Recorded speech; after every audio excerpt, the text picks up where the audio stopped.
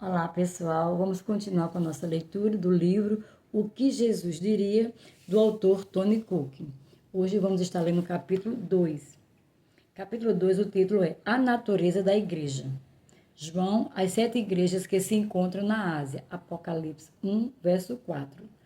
Quando começamos a ler o livro de Apocalipse, nossa atenção se volta poderosamente para Jesus. Enquanto o contemplamos em adoração, vemos que sua atenção, porém, está voltada para a igreja. Além disso, vemos que Jesus não faz uma reflexão filosófica sobre a igreja de uma maneira conceitual e abstrata, mas está focado em congregações locais específicas. Ele está examinando cuidadosamente assembleias reais de crentes em localidades distintas. Depois de descobrir que este livro é uma revelação de Jesus Cristo, Apocalipse 1, verso 1, tomamos conhecimento de que seu conteúdo se trata de uma correspondência direcionada a comunidades de seguidores de Cristo. Lemos João, as 7 igrejas se encontram na Ásia. Apocalipse 1, verso 4. Alguns versículos adiante, ficamos sabendo de mais detalhes acerca dos destinatários originais dessa comunicação vinda diretamente do céu.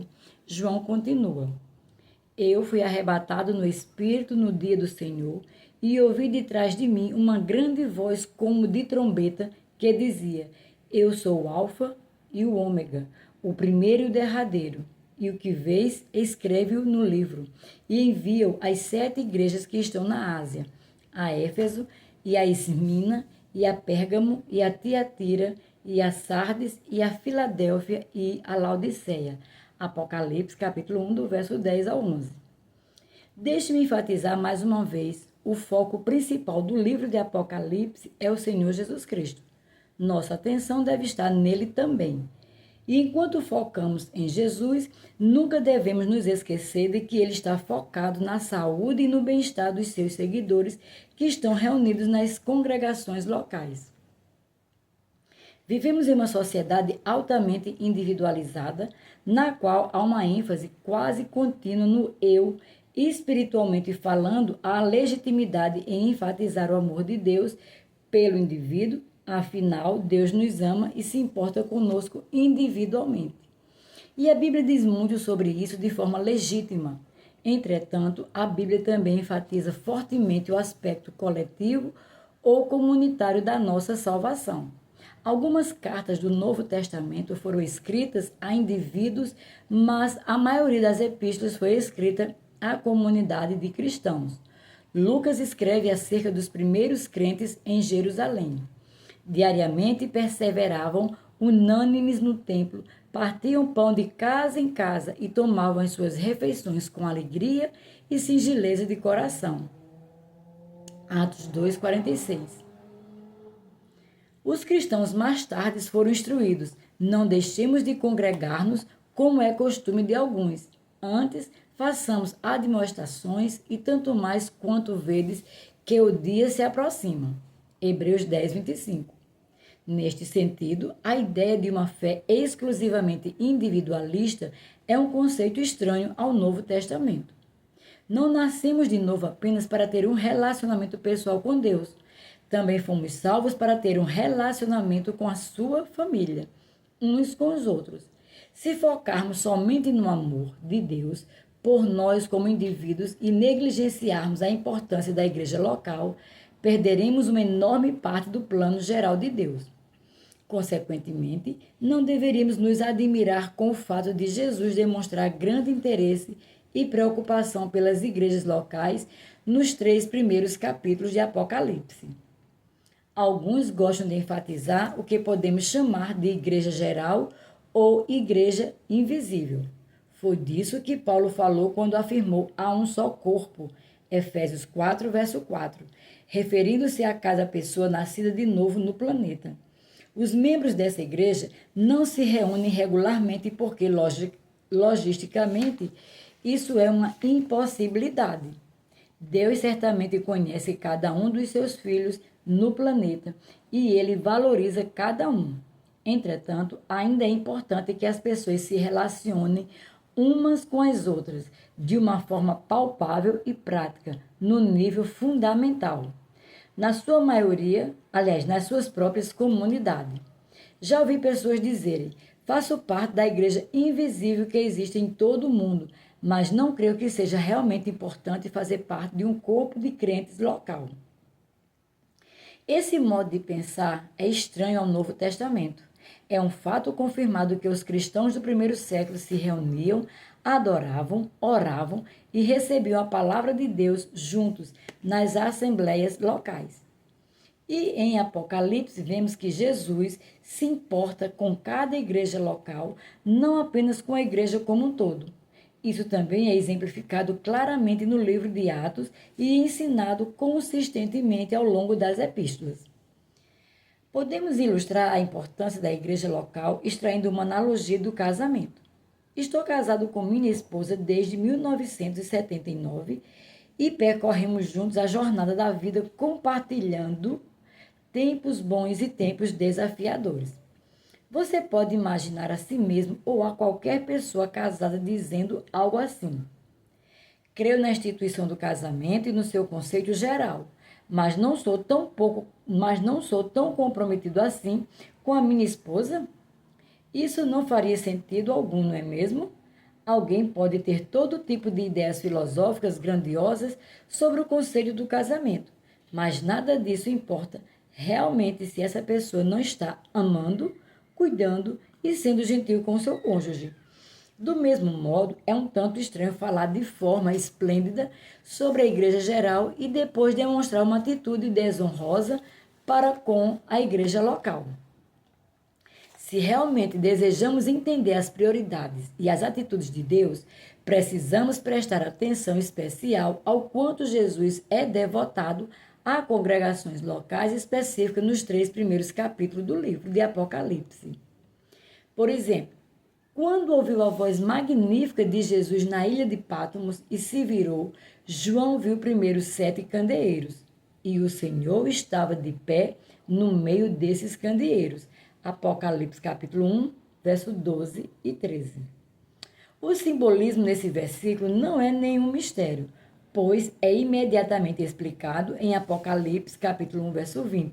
Os 7 candeeiros são as 7 igrejas, criados para brilhar. Há 2 entendimentos simples que podemos extrair da simbologia das igrejas como candeeiros. Primeiramente, os candeeiros existem para dar iluminação. Ser um portador da luz é uma responsabilidade fundamental dos cristãos. Jesus disse aos seus primeiros discípulos: vós sois a luz do mundo. Não se pode esconder a cidade edificada sobre um monte, nem se acende uma candeia para colocá-las debaixo do alqueire, mas no velador, e alumia todos os que se encontram na casa. Assim, brilhe também a vossa luz diante dos homens, para que vejam as vossas boas obras e glorifiquem a vosso Pai que está no céu. Mateus, capítulo 5, do verso 14 ao 16. A luz que vem dos cristãos nessa passagem está relacionada às boas obras, atos decorrentes do amor e da bondade que glorificam a Deus e beneficiam as pessoas. Em outra passagem do Novo Testamento, os cristãos irradiam sua luz através das atitudes de temor ao Senhor, de um estilo de vida santo e da firme decisão de seguir a verdade da palavra de Deus. Paulo escreve: fazei tudo sem murmurações nem contendas, para que vos torneis irrepreensíveis e sinceros, filhos de Deus inculpáveis no meio de uma geração pervertida e corrupta, na qual resplandeceis como luzeiro no mundo, preservando a palavra da vida, para que no dia de Cristo eu me glorie de que não corri em vão, nem me esforcei inutilmente. Filipenses 2, do verso 14 ao 16. Nossa luz brilha quando nos submetemos ao senhorio de Jesus e somos cheios do Espírito. Entretanto, se tivermos uma atitude negativa com murmurações e discussões, se não vivermos uma vida santa e temente ao Senhor, e se não abraçarmos a verdade das Escrituras, não será surpresa quando a nossa luz nossa influência piedosa no mundo diminuir terrivelmente ou extinguir completamente. É trágico quando igrejas ou cristãos são vítimas do engano e imaginam que são um grande testemunho para o mundo, quando, na verdade, eles não têm influência ou estão afastando as pessoas do caminho. Talvez a justiça própria tenha sido um dos fatores que Jesus tinha em mente quando advertiu: repara, pois, que a luz que há em ti não sejam trevas. Lucas 11:35. O fato de nós um dia termos brilhado não significa necessariamente que estamos brilhando agora, ou que estamos brilhando tanto quanto antes. Jesus advertiu até mesmo a grande igreja de Éfeso de que, se não fizesse a correção necessária, ela poderia perder completamente seu testemunho para o Evangelho. Jesus lhes disse sem rodeios: Se não venho a ti e moverei do seu lugar o teu candeeiro, caso não te arrependas. Ou na versão Translation: virei a você e removerei o seu candeeiro do seu lugar de influência, caso você não se arrependa. Apocalipse 2:5, na tradução livre. Não precisamos entrar em condenação. Ao contrário, podemos pedir ao Espírito Santo para revelar qualquer coisa em nossa vida que esteja fazendo com que a luminosidade e o brilho da nossa luz, nosso testemunho do Evangelho, se apague. Somos de ouro aos olhos de Jesus. O segundo entendimento importante que extraímos é que essas igrejas não são representadas apenas por qualquer tipo de candeeiro. As congregações são simbolizadas por candeeiros de ouro.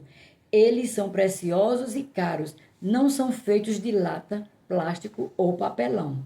Por 3 vezes as congregações são mencionadas como candeeiro de ouro. Apocalipse, capítulo 1, verso 12. 20 e capítulo 2, verso 1. Isso enfatiza o grande valor que a igreja tem aos olhos de Jesus. Embora algumas delas tivessem problemas significativos, Jesus as via como candeeiro de ouro. O que isso nos diz? Aqui está Jesus, o Filho de Deus glorificado, mas ele não está distante ou separado das suas igrejas. Não, ele está no meio dos candeeiros. Apocalipse 1:13. Apocalipse 2, verso 1, revela que Jesus não apenas está de pé, mas também anda no meio dos 7 candeeiros de ouro. Jesus não abandonou a igreja nem vai abandoná-la. Rick Renner apresenta as seguintes percepções profundas sobre esses 2 versículos. A palavra anda vem do grego peripatal, composta pelas palavras peri e patel. A palavra peri significa ao redor de, e a palavra patel significa andar. Quando essas duas são unidas, a nova palavra resultante significa andar ao redor de. Anteriormente, em Apocalipse, capítulo 1, verso 13, João escreveu que viu Cristo no meio dos 7 candeeiros, mas aqui João descreveu Jesus andando no meio deles. O termo peripatel revela o quanto Cristo está interessado nessas 7 igrejas. Nas reuniões desses primeiros crentes, Jesus andava entre eles para examinar seu verdadeiro estado espiritual e assim determinar suas necessidades. O tempo grego significa que Cristo não deu apenas uma única volta por essas congregações. Ao contrário, ele andava continuamente ao redor delas para inspecionar, observar, contemplar, sondar e descobrir verdadeira condição de cada igreja. A atitude e a devoção de Jesus para com essas congregações locais deveriam nos impressionar profundamente, surpreendentemente. Há pessoas que afirmam que amam a Jesus, mas querem ter pouco a ver com sua igreja. Como isso é possível? Se as pessoas são verdadeiramente devotadas a Jesus, deveriam amar o que ele ama e estar comprometido com aquilo com que ele está comprometido. O quanto Jesus está comprometido com a igreja? Ele declarou: edificarei a minha casa e as portas do inferno não prevalecerão contra ela. Mateus 16, verso 18. Paulo diz sobre Jesus: E no que diz respeito à igreja, ele a organiza e mantém unida, assim como a cabeça dirige o corpo. Colossenses 1:18.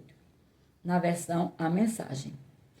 Paulo também utiliza o relacionamento entre Cristo e a igreja como um modelo para ilustrar como os maridos devem amar suas esposas.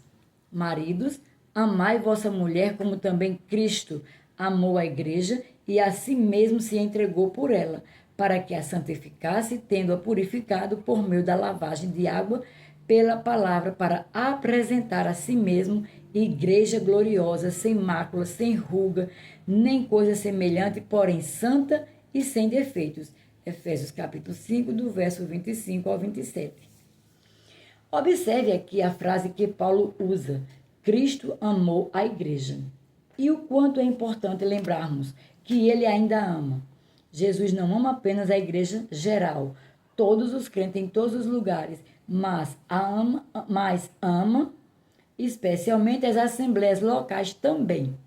Essa é a razão pela qual Jesus estava tão focado nessas 7 congregações específicas quando apareceu a João na ilha de Pátimos. Ele reconheceu o tremendo valor das assembleias individuais e é visto andando no meio delas. No capítulo anterior, vimos muitos dos títulos e descrições de Jesus que são usadas em Apocalipse. E há muitos outros atribuídos a ele em outras partes deste texto bíblico.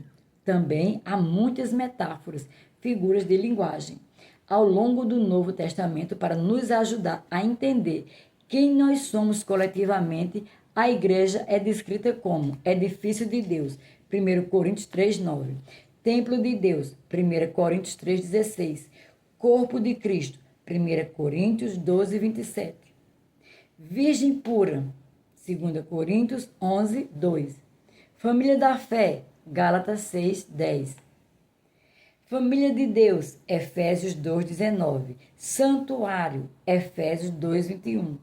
A habitação de Deus no Espírito, Efésios 2:22. Coluna e baluarte da verdade, 1 Timóteo 3:15. Casa de Deus, 1 Pedro 4:17. Rebanho de Deus, 1 Pedro 5, verso 2. Sacerdócio real, 1 Pedro 2:9. Nação santa, 1 Pedro 2:9. Por mais extraordinárias que sejam essas verdades acerca do quanto Deus e Jesus valorizam a igreja, é importante ter em mente que em todas as gerações, as congregações locais são constituídas por pessoas com imperfeições e falhas. Os cristãos dessas 7 igrejas da Ásia Menor estavam em diferentes níveis de maturidade espiritual. Havia santos maduros, assim como novos convertidos, compondo a membresia dessas comunidades locais. Portanto, esses crentes lidavam com desafios e problemas humanos, normas em seu crescimento espiritual, semelhante àqueles com os quais nós lidamos hoje. Quando você lê sobre as igrejas locais na Ásia Menor, que falharam em andar em amor como deveriam, que haviam esmorecido em seu favor ou que haviam sido perturbadas por doutrinas falsas, tenha em mente que as nossas igrejas não estão imunes a essas ciladas. Somos tão humanos quanto eles. A advertência de Paulo diz respeito a nós hoje. Cuidado para não pensar que isso jamais poderia acontecer com você, para que o seu orgulho não seja a sua queda. 1 Coríntios capítulo 10, verso 12, versão TPT. Jesus amava a igreja naquele tempo e ama hoje. Ele está tão comprometido em nos ajudar hoje quanto estava naquele tempo. Oração. Senhor, obrigado pela igreja em que seu corpo glorioso de crentes que redimistes para Deus pelo teu próprio sangue. Sou grato por fazer parte da tua família aqui na terra e oro por todas as congregações que se reúnem para te adorar e receber a tua palavra, não apenas na minha localidade, mas em toda a minha região, em toda a minha nação e em todo o mundo. oro para que tu faças de mim uma grande bênção para a minha igreja e para todos que se reúnem e têm comunhão nesse lugar. Amém. E aqui concluímos o capítulo 2. Sejam abençoados na prática da palavra.